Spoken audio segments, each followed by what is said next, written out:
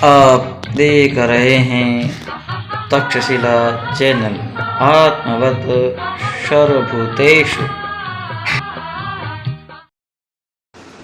Rajasthan state open कक्षा 10 प्रश्न पत्र भारतीय संस्कृति एवं विरासत भाग 1।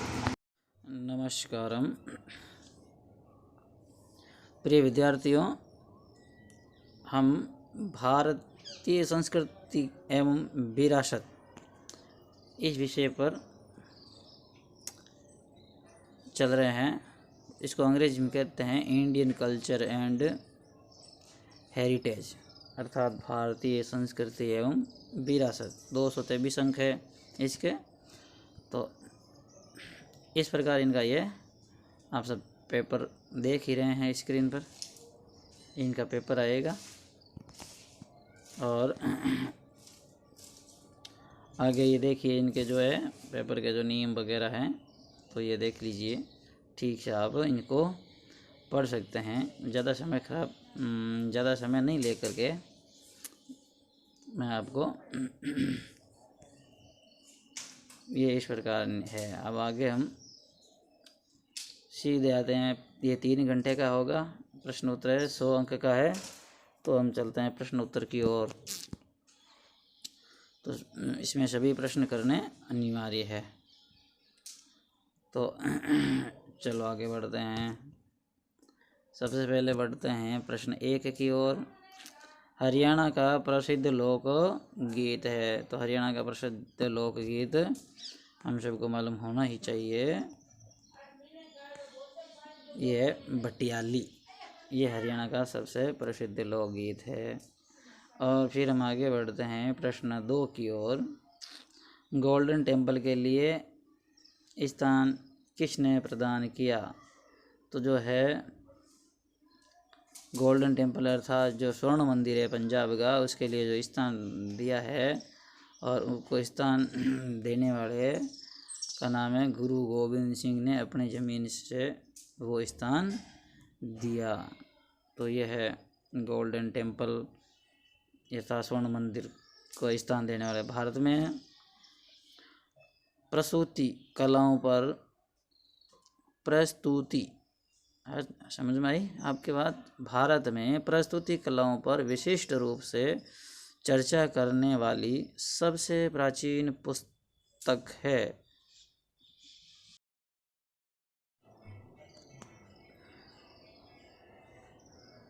नाट्य शास्त्र।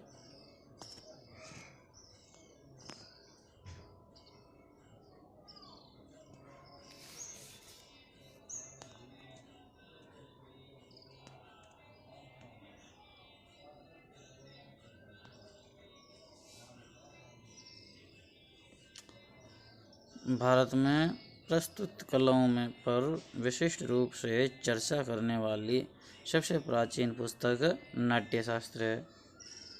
और हम आगे बढ़ते हैं। सुश्रुत संहिता एक महत्वपूर्ण ग्रंथ है। ये ग्रंथ है शल्य क्रिया का। और हम आगे बढ़ते हैं अब अगले प्रश्नों की ओर। स्वामी विवेकानंद ने शिकागो सम्मेलन आयोजित धर्म सम्मेलन में भाग लिया था 1891 ईस्वी में। ये ढेंकली जो आप देख रहे हो ढेंकली, ये देंकली नहीं है, ये ढेंकली है। जो ये तो इंग्लिश का अनुवाद देंकली हो गया है और इसको कहते हैं ढेंकली। ढेंकली, ये देंकली नहीं, इसको ध्यान करना। तो ये है ये ढेंकली क्या है? तो ये एक जो है चमड़े की बनी एक प्रकार की बाल्टी है, बहुत बड़ी, जो पुराने ज़माने में कुएं से पानी निकालने के काम में आती थी। और इसके बाद में ज्योतिष गोविंदराव फुले ने स्थापना की थी। तो सत्यशोध समाज की स्थापना की थी इन्होंने, सत्यशोध समाज जो ए में है ये। इसके बाद में सवाई जय सिंह द्वितीय द्वारा निर्मित नक्षत्र विषय वेधशालाओं का सही समूह है। ये दिल्ली, जयपुर और आगरा, ये हैं इनका जो समूह हैं। तो इस प्रकार ये है हमारे जो बहुविकल्पी प्रश्न है पूरे हुए। अब हम बढ़ते हैं प्रश्न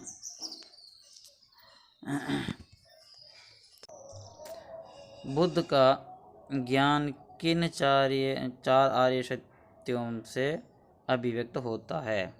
तो वो है मानव जीवन में दुख है, पहला आर्य सत्य। नंबर 2 दुख का कारण है, यानी नंबर 1 दुख है, दुख का कारण है, दुख का अंत भी है 3 नंबर। और 4 नंबर है दुख निरोध का मार्ग, अर्थात दुख रोकने का मार्ग भी है। इस प्रकार 10वां है हमारी विरासत में किन्हीं 4 महत्वपूर्ण स्थानों के नाम लिखिए। इसमें आप किसी के भी नाम लिख सकते हैं। हमारी विरासत में महत्वपूर्ण स्थानों के नाम अयोध्या, मथुरा, माया, कांची, अवंतिका, तक्षशिला, ऐसे महत्वपूर्ण है। आप किन्हीं के भी नाम लिख सकते हो। फिर बौद्ध मठों में शिक्षा पर संक्षेप पर टिप्पणी लिखिए। तो बौद्ध मठों में शिक्षा दी जाती थी, साक्षर नहीं किए जाते थे, अपितु वहाँ अनेक ज्ञान विज्ञान के प्रगाढ़ विद्वान रहते थे। चिकित्सा क्षेत्र में देख लो, आध्यात्म क्षेत्र में देख लो, वनस्पति जगत में, शिक्षा के क्षेत्र में देख लो, युद्ध विद्या में देख लो। तो सभी प्रकार के शिक्षा के सभी क्षेत्रों में बौद्ध मठों में ज्ञान दिया जाता था। और भारत के ही नहीं, देश विदेश के यहाँ शिक्षार्थी ज्ञान अर्जन करके और यहाँ से जाते थे। तो बौद्ध मठ शिक्षा का केंद्र थे प्राचीन भारत में। फिर है भक्ति आंदोलन के 2 प्रमुख लक्षण बताइए। भक्ति आंदोलन हम सबको पता है मुगल काल में हुआ था, और जो पहला सबसे बड़ा कारण था कि मुगलों द्वारा भारत में हिंदुओं पर घोर अत्याचार, तो एक तो उसका विरोध। दूसरा है हमारे ही संस्कृति में अनेक प्रकार की विकृति फैल गई थी, अर्थात अनेक प्रकार से हमारा धर्म रूढ़ियों में जकड़ गया था, और हम उनको निवारण करने के लिए भी भक्ति आंदोलन शुरू हुआ। तो हम देख लेते हैं पहला कारण कि मुगलों के द्वारा, मुगल शासकों द्वारा भारत के लोगों पर अत्याचार, घोर अत्याचार, नंबर 1। नंबर 2 कि हमारा भारत के जो धर्म है, भारत का जो धर्म था, उस धर्म में अनेक प्रकार की रूढ़ियाँ आ गई थी जिसे कोई धर्म का लेना देना नहीं है। उनको निवारण करने के लिए भी एक भक्ति आंदोलन शुरू हुआ। फिर प्रश्न तीसरा, गुप्त काल में संस्कृत के किन्हीं 4 नाटकों का नाम लिखिए।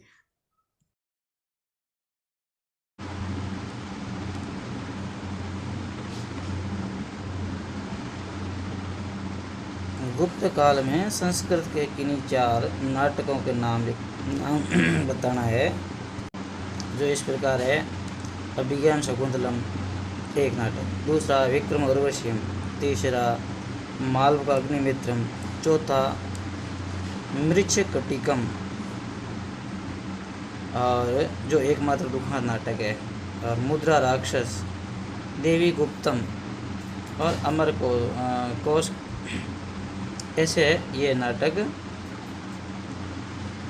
गुप्त काल में हुए अनेक, इनमें से हमको कोई 4 नाटक लिखना है। हमको इस प्रश्न में मेल करना है। तो मेल कैसे करते हैं? तो देखिए, मिथिला, जो मिथिला है कहाँ स्थित है? तो हम मिथिला को देखते हैं। मिथिला, और मिथिला है, इसको मिलान करना में बिहार में। तो ये मिथिला का मिलान बिहार में कर दीजिए। उसके बाद में कलमकारी, जो कलमकारी है वो आंध्र प्रदेश में है, तो कलमकारी का आंध्र प्रदेश से मिलान कर दीजिए। फिर है कालीकट, और कालीकट है वो है पश्चिम बंगाल में ये बार, और वली जो कालीकट पश्चिम बंगाल में, वली है महाराष्ट्र में। तो ये हम इस प्रकार मिलान कर देंगे तो ये हमारा उत्तर सही हो जाएगा। उत्तर में हम लिखेंगे राष्ट्रीय शिक्षा नीति 1986 के अनुसार जो प्राथमिक शिक्षा में परिवर्तन किया गया था वो शिक्षा प्रदान करने के लिए मातृभाषा का और क्षेत्रीय भाषा का माध्यम बनाया जाएगा। शिक्षा में प्राथमिक, उच्च प्राथमिक शिक्षा और माध्यमिक शिक्षा एवं उच्च शिक्षा में विभाजन कर दिया गया, ये परिवर्तन किया गया। प्रश्न 16, जजमानी प्रथा क्या है? जजमानी प्रथा हम सब जानते हैं कि जैसे ब्राह्मण होता है तो ब्राह्मण के जजमान होते हैं, समाज के अन्य लोग जजमान होते हैं, ब्याह शादी कोई भी कार्यक्रम करते हैं तो ब्राह्मण उनको संपन्न करवाते हैं। इसी प्रकार नाई होता है तो नाई के भी जजमान होते हैं तो वो उन लोगों की कटिंग करता है और उनके कई प्रकार के काम होते हैं ब्याह शादी और इत्यादि में, उत्सवों में, तो नाई का विशेष योगदान होता है और उसके बदले वो उनको सीख देते हैं, अर्थात वो उनको वो जो कहना चाहिए धन देते हैं, कपड़े देते हैं इत्यादि। इसी प्रकार और भी होते हैं, हरिजन होते हैं और उनके भी जजमान होते हैं तो वो उनकी सेवा करते हैं और सेवा के बदले में कुछ न कुछ वो उत्सव त्योहारों पर और उनको दिया करते हैं, जजमान जो होते हैं उनको देते हैं। तो इस प्रकार ये जजमानी प्रथा होती है।